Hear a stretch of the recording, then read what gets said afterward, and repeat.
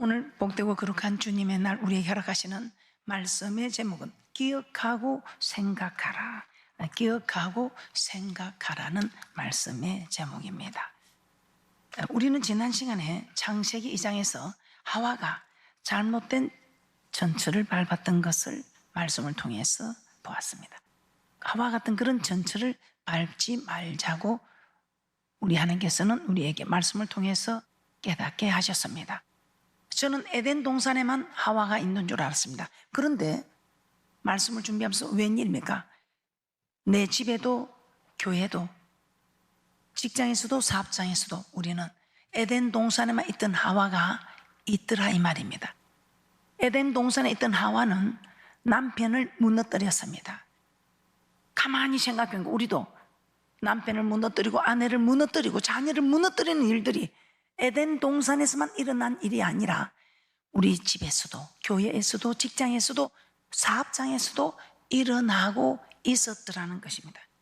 그래서 이제 우리도 에덴 동산의 하와의 전철을 밟지 말고 집에서나 교회에서나 학교에서나 사회에서나 직장에서나 사업장에서 어디서든지 절대로 남을 무너뜨리는 하와 같은 사람이 되지 않고 살리는, 영혼을 살리고 육도 살려주고 정말 집안도 살려주고 어디로 가도 살리고 살리는 귀한 분들이 되시기를 다시 한번 부탁하며 축복합니다. 자, 오늘 본문 말씀을 가지고 기억하고 생각하라. 이게 무슨 말이야? 무엇을 기억하고 생각해야 하겠습니다. 오늘 본문 말씀을 보니까 하와를 미혹한 뱀, 그 미혹에 넘어간 하와, 또 하와의 말을 듣고 범죄한 아담을 하나님께서는 차례로 저주하셨습니다. 와, 하나님은 사랑의 하나님이라고 하시면서 그렇게 저주하시는 하나님이냐? 우리는 그렇게 반문할 수 있습니다. 그런데 우리 하나님께서는 반드시 범죄한 자들에게는 징계하셨습니다.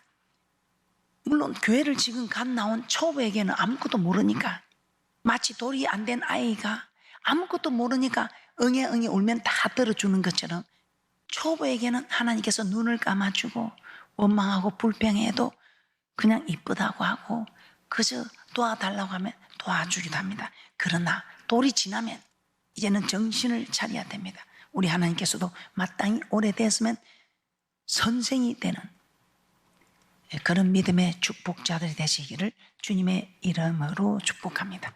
자, 그러면 하나님께서 우리에게 오늘 기억하고 생각하라. 무엇을 기억하고 생각해야 할까요? 첫 번째, 하나님께서 심판하신 것을 기억해야 합니다. 기억하라는 것은 과거의 일을 기억하라는 것입니다. 하나님은 하와를 미혹한 뱀과 뱀의 미혹에 넘어간 하와의 말을 듣고 선악을 알게 하는 나무의 실과를 따먹은 아담, 차례로 심판을 했습니다. 한번 볼까요? 우리 하나님께서는 반드시 심판한다. 범죄한 자들에게는 반드시 심판한다. 이 나라의 법도 심판을 하지만 하나님 나라에서의 법이 더 정확하게 심판을 한다는 것입니다. 그래서 저 정말 두려움으로 삽니다. 왜? 하나님의 심판이 있음을 제가 아니까. 저 천국에서뿐만 아니고 이 땅에서도 하나님께서는 심판을 하십니다. 오늘 우리가 예배를 드리고 있는 이 일에 하나님께서 심판을 하십니다. 예배를 드려진 예배는 축복으로 심판을 하십니다. 그런데 이 드려지지 못한, 연락되지 못한 예배는 저주로 심판하십니다. 우리를 고통 주려고 아니요. 이 저주도 우리에게는 축복입니다. 이 일을 통해서 하나님께 더 가까이 나오게 되기 때문이라는 것입니다. 창세기 3장 14절에서 15절 말씀입니다. 여호와 하나님이 뱀에게 이르시되 내가 이렇게 하였으니 내가 모든 육축과 들의 모든 짐승보다 더욱 저주를 받아 배로 다니고 종신토록 흙을 먹을지니라. 내가 너로 여자와 원수가 되게 하고 너의 후손도 여자의 후손과 원수가 되게 하리니 여자의 후손은 내 머리를 상하게 할 것이요 너는 그의 발꿈치를 상하게 할 것이니라 하시고, 뱀에게 먼저 저주했습니다. 그래서 뱀은 배로 기어다니고 종신토록 흙을 먹게 하고 여자의 후손과 원수가 되었어. 이 뱀은 사단이지요. 뱀을 통해서 하와에게 다가온 사단입니다. 이 사단을 저주하신 것입니다. 이 사단은 종신토로 흙을 먹습니다. 이 말이 무슨 말인가? 우리는 흙으로 지었습니다. 그런데 이 흙으로 지은 우리에게 하나님이 생기를 불어넣어서 영적인 존재가 되게 하셨습니다. 그런데 이 영적인 존재가 영원히 소생하는 힘을 얻지 못하고 이제 범죄하면 영원히 죽게 됩니다. 그럼 이제는 흙의 존재가 되는 거죠.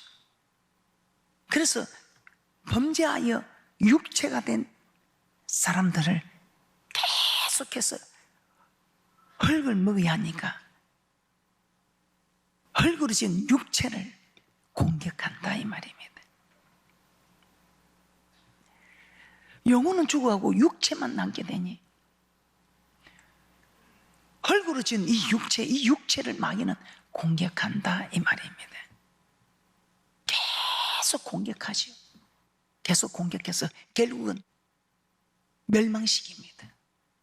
멸망시켜서 지옥에 가게 만드는 이것이 마귀의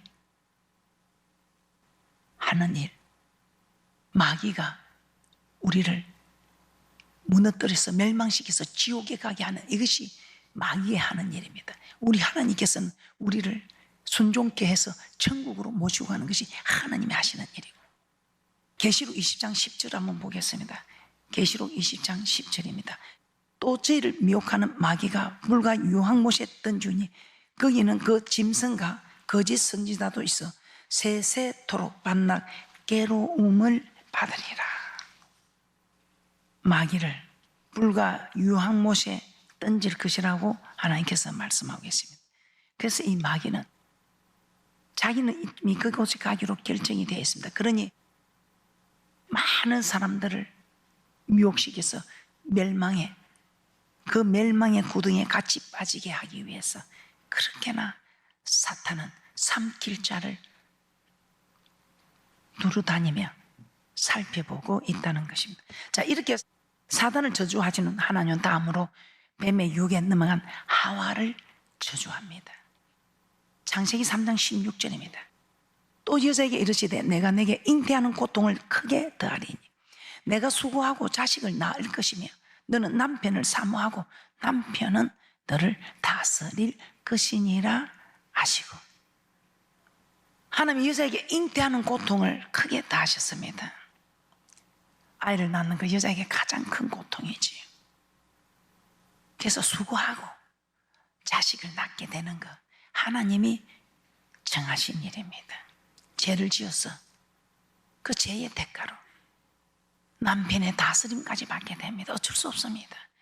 또 누가 저주를 받았습니까? 하와의 말을 듣고 범죄한 아담이 저주를 받았지요. 어떤 저주를 받았을까? 창세기 3장 17절에서 19절입니다. 창세기 3장 17절에서 19절입니다. 아담에게 이르시되 내가 내 아내의 말을 듣고 내가 너더러 먹지 말라 한 나무 실과를 먹었은즉 땅은 너로 인하여 저주를 받고 너는 종신토록 수고하여야 그 소산을 먹으리라. 땅이 내게 가시덤불과 은근키를 낼 것이라. 내 먹을 것은 밭의 채소인즉 내가 얼굴에 땀이 흘러야 식물을 먹고 필경은 흙으로 돌아가리니 그 속에서 내가 취함을 입었으리라. 너는 흙이니 흙으로 돌아갈 것이니라 하시니라. 이 아담은 어떤 저주를 받았습니까? 종신토록 수고하여야 네 얼굴에 땀이 흘립니다. 그래서 남자분들은 얼마나 그 처자식을 먹이 살리려고 얼마나 애를 씁니까? 요새는 내 그렇게 하기가 싫다, 내가 집에서 밥 할 테니까 당신이 돈 벌어 오라, 지금 이렇게 하고 있지. 얼마나 힘이 들었으면 내가 집에서 아이 키우고 청소하고 밥 할게. 밖에 나가서 정말 이렇게 처자식을 먹이기 위하여, 먹여 살기 위하여 힘쓰고 애쓰는 거, 이 나가서 일을 해보지 않으면 모르는 겁니다. 이 남자분들은 엄청난 이게 부담입니다. 처자식을 먹여 살려야 하는 이 부담, 하나님이 허락하신 일입니다. 어떻게 해서? 죄를 지어서. 그래서 우리가 들을 말을 들어야지. 아무리 사랑하는 아내 말이라도 하나님 말씀을 앞서가고 하나님 말씀을 무너뜨리는 말은 절대로 들어서 안 돼. 주 안에서 어떤 부모의 말이라도 부모 말은 다 우리가 순종해야 됩니다. 그러나 주 안에서, 주의 종의 말도 다 순종해야 됩니다. 그러나 주 안에서, 아내의 말도 아내 말을 다 들어갖고 나쁠 거 없습니다. 그러나 주 안에서, 모든 것이 주 안에서. 하나님 말씀보다 아내 말을 더 세게 들은 아담, 이런 징계를 받게 된 것입니다. 아담으로 인해서 땅이 저주를 받았다 이 말입니다. 그래서 땅이 가시덤불과 은근키를 내고 있다는 것입니다. 땅의 소산을 먹기 위해 종신토록 수고하고 땀이 흘리는 노동을 해야 한다는 것입니다.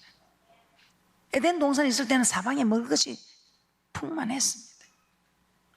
얼마든지 먹고 마음껏 자유함을 누릴 수 있었습니다. 그런데 이제는 에덴 동산에서 쫓겨나서 이제는 가시와 은근키를 다 빼어내고 씨를 뿌리고 곡식을 거두는 수확하는 수고를 해야 이제는 먹고 살 수 있게 되었다는 것입니다. 그 에덴 동산에서는 마음대로 먹고 하면서 생명나무를 먹고 영생할 수 있었습니다. 그런데 쫓겨나니까 이제는 죽음을 맞이하게 되었습니다. 그래도 우리 하나님께서 우리를 사랑하사 그 죽음의 길에서 생명의 길을 열어두었습니다. 그 생명을 오신 우리 주님, 그래서 우리 주님께서 이 땅에서 우리에게 생명을 주시고, 이 생명을 어떻게 해야 이 생명의 역사에 동참이 되는가, 이 기록된 말씀으로, 태초의 말씀이, 이 말씀이 하나님과 함께 있는 이 말씀이 곧 하나님이라, 이 하나님의 말씀이 육신이 되어 있고 이 땅에 오신 예수님, 우리 예수님께서 친히 우리를 위해 영원한 어린 양의 속죄 제물이 되어주시고 우리에게 천국에 갈 수 있는 길을 열어주셨습니다. 이 땅에서 여러분들이 회복될 수 있는 길을 열어주셨습니다. 이 땅에서 여러분이 최고의 복을 받아 누릴 수 있는 길을 열어주셨습니다. 우리가 성경의 다른 인물도 한번 보겠습니다. 우리의 믿음의 조상 아브라함은 어떻습니까? 믿음의 조상 아브라함, 우리 하나님께서 지시한 땅 가나안에 갔다가 기근이 오자 하나님은 가나안에 머물렀는데 애굽을 내려가가지고 애굽에서 아내 사라가 너무 이뻐가지고 이 아내 사라를 빼앗기게 되는 징계를 받게 되었습니다. 모세는 어떻습니까? 이스라엘 지도자, 정말 존경받는 지도자였지요. 나는 삶이 깨끗했다, 물질도 깨끗했다. 저는 이 모세를 보면서 한 사람도 해한 일이 없고 한 나귀도 취한 일이 없는 삶과 물질에 깨끗한 모세, 이런 지도자를 하나님 원하고 계십니다. 저도 이런 지도자가 되어야겠고 여러분들도 이런 지도자의 모습을 꿈꾸시고 이런 모습으로 나아갈 때에 여러분의 가정은 회복되고 여러분의 집안이 아니야 사업장, 직장, 여러분이 속한 모든 것이 회복되고 전 세계에 여러분이 하나님께 여러분을 자신을 올려드리는, 여러분의 가정을, 여러분의 소속한 곳을, 대한민국을, 전 세계를 하나님께 올려드리는 이런 대축복이 일어나지 않겠습니까? 다윗은 어떻습니까? 하나님 마음에 합한 자라고 했습니다. 이런 다윗도 정말 밧세바를 범했을 때 우리 하나님 그냥 두지 않았지요. 그 집안에 재앙을 내리고 아들 압살롬을 인해서 궁을 떠나게 되는 이런 징계를 받게 된 것입니다. 우리 하나님께서는 반드시 범죄하면 심판하신다는 것을 깨달아 잠시 좀 좋다고, 잠시 좀 기분 좋을 것이라고 심판받는 이런 일을 가담하지 않으시기를 주님의 이름으로 부탁을 드립니다. 자, 우리 하나님께서는 이렇게 징계하는 것, 사랑의 하나님이 사랑이 없어서 아니죠. 이 징계를 통해서 하나님이 우리의 범죄를 깨닫게 하기 위함인 것입니다. 욥도 그렇지요. 욥은 참 어려운 자였습니다. 말씀대로 살아서 축복이란 축복을 다 받아 누렸습니다. 그런데 그가 정말 큰 죄를 짓고 있었습니다. 자기도 모르는 교만, 하나님보다 자기가 더 어렵다고 하는, 너무 하나님 법을 잘 지켜서 모든 것이 만사가 형통하고 복 중에 복을 받은 동방의 가장 큰 자라는 이런 칭호가 되고 보니 자기도 모르게 교만이 들어간 것입니다. 그런데 이걸 깨닫지를 못합니다. 사람들이 이해해도 깨닫지를 못합니다. 목사가 이야기해도 깨닫지 못합니다. 부흥사들이 와서 이야기해도 깨닫지 못합니다. 그때 우리 하나님께서 그래도 너무나 사랑한 욥, 법도 안 지키고 잘난 척하는 사람한테 법을 지키고 잘난 척하는 욥을 그래도 우리 하나님 아껴서 말씀 앞에 세워서 욥을 깨닫게 합니다.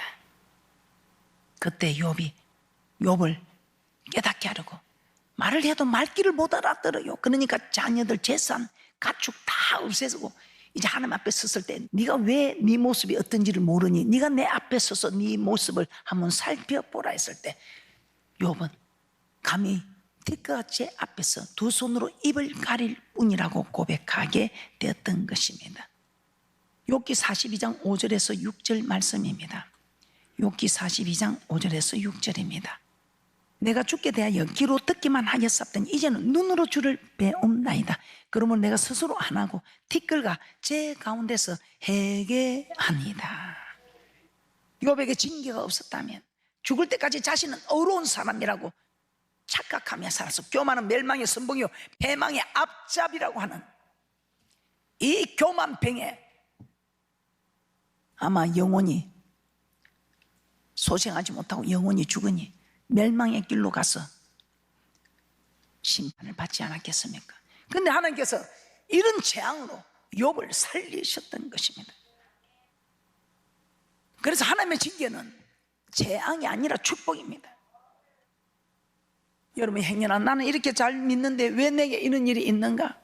우리 하나님께서 참으로 여러분을, 그런 분은 염려하지 마시고, 지금 여러분이 팽타하는 데 서 있어도 힘들어한다면 어떻게 장이란 물속에 견딜 것이며 사람하고 달려도 피곤해하면 어떻게 말들과 경주할 것이며, 그래서 우리 하나님께서는 여러분이 사람하고 달려도 피곤할 사람이라 생각하니까 나는 이 한 달란트 받아서 잘하고 있는데도 그 한 달란트를 우리 하나님께서 더 굳건히 하기 위하여 사람하고 달려도 힘들어하는 한 달란트에게 말과 경주에도 뒤떨어지지 않도록 훈련을 시키는 것이라 생각하시고, 평탄한 데서 있어도 힘들어하는 우리에게 장이란 물속에서 우리가 어떻게 견디겠습니까? 그래서 우리 하나님께서 우리를 정말 말과 달려도 장이란 물속에서도 견딜 수 있는 믿음의 사람으로 훈련시킨다는 것을 기억하시고, 악한 자들의 형통을 부러워하지 마시기 바랍니다.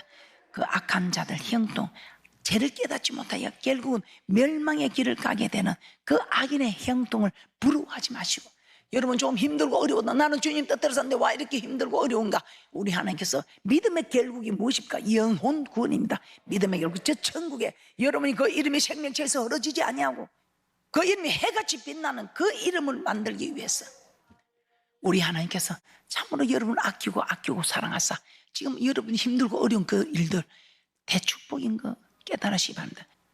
히브리서 12장 7절에서 8절 보겠습니다. 우리에게 징계가 있는 것은 우리를 사랑하기 때문에. 히브리서 12장 7절에서 8절입니다. 너희가 참으면 징계를 받기 위함이라. 하나님이 아들과 같이 너희를 대우하시나니 어찌 아비가 징계하지 않는 아들이 있으리요? 징계는 다 받는 것이거늘 너희에게 없으면 사생자요 참 아들이 아니니라. 그래서 하나님은 레위 26장에서도 징계를 받고도 깨닫지 못하면 징계를 7배나 더 하시고, 그래도 깨닫지 못하면 그 징계에 또 7배나 더 하시고, 7배 빨리 여러분이 고통이 올 때, 징계가 임할 때에 빨리 깨닫고 돌이키면 되는데 왜 나만 겪는 고난이냐고. 왜요? 하나님 저 잘 믿잖아요, 잘 하잖아요. 왜요? 조금 이거 하나 그랬다고 다른 거 다 잘했잖아요. 이거 하나 좀 잘못했다고 저한테 이러는 거예요. 왜요? 우리 하나님께서 또 떼고 한 대 때리다가 두 대, 세 대, 7배나 더 올라간다는 것입니다. 징계가 더하여진다는 것입니다.